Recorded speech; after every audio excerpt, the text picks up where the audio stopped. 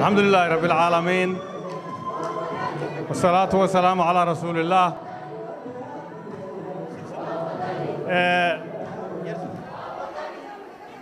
بسم الله الرحمن الرحيم. الحمد لله رب العالمين والصلاة والسلام على رسول الله. دمان laga bilaabo gudoomiyaha xisbiga ahna musharaxa xisbiga wadani ahna gudoomiyaha baarlamaanka wafdiga la socda dhammaan ka soo qayb galayaasha intii sharafta lahayd ee ku soo biirtay xisbiga maanta haweenka salaadiinta dhalinyarada wiilal iyo gabdhaba assalaamu calaykum waraxmatullaahi wabarakaatuh. ilaahay waxaan ka rajaynayaa inuu ina wada barakeeyo. ilaahay waxaan ka rajaynayaa inuu cirka inaga soo arsaaqo oo abaarta inaga soo saaro. farxad bay ii tahay maanta 4 sano ka hor baa kulankii ugu horreeyay wadani isagoo urura waxa lagu qabtay hool yar halka ku yaala oo in yar qaada.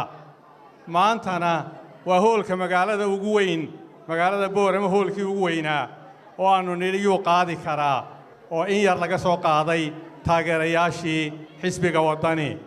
aad iyo aad intii soo qaban qaabisay baan ugu mahadnaqayaa. waxaan rajaynayaa oo aan ilaahay ka baryayaa gobolada Awdal iyo Salal midnimada dadka ku nool dhammaantood inay midnimadoodu ay ku dadaalaan oo aanay noqonin dad xisbiyada ama siyaasaddu kala soorto. waxaan rajaynayaa inaan halkan hoolkan mid ka weyn ku qabanno xaflad wadaniya oo loo dhan yahay oo aanay lagu kala maqnayn ilaahay idankii. waxaan soo dhawaynayaa xildhibaanadii iyo siyaasiyiintii ku soo biiray xisbiga wadani. mid kaliyaan waxaan leeyahay gobolka Awdal iyo Salal iyo gobolada kale magaalooyinkoogu lama kala laha oo la kala sheegan maayo, laakiin xisbiyadu waxay ku kala badinuun codka ay ka helayaan dadka ku nool magaalooyinka Soomaaliland. waxaan rajaynayaa inaan Boorama iyo Awdal iyo Salal inaan wadani cidi kula tartamaynin dhalashada sheegan maaye. waxa la sheeganayaa waa mabda'a wadani bay dadku ku dooranayaan oo ay kaga badinayaan xisbiyada kale. waxaan rajaynayaa in ilaahay inaga dhigo ummad Soomaaliland oo isku tashata oo isku tiirsan oo wax wada qabsata guniya baarba. waxaan ilaahay ka rajaynayaa in abaaraha inaga soo furo.